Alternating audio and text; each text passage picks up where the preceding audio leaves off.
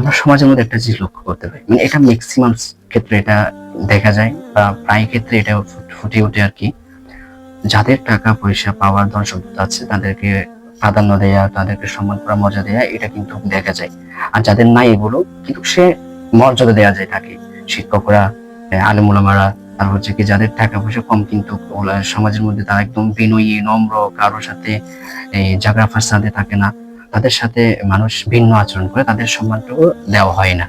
দেখ মানে দাঁড়াইছে বিষয়টা হলো কি, if you have money, have you মানে you have respect, if you have don't money you have no respect. বিষয়টা এমনই হয়ে গেছে।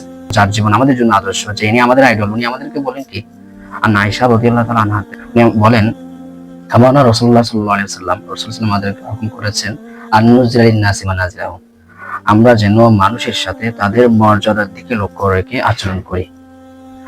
অন্যান্য শ্রেণীর মানুষ যারা আছে তাদের একটা তো মর্যাদা আছে, এটা আমরা লক্ষ্য রাখবো।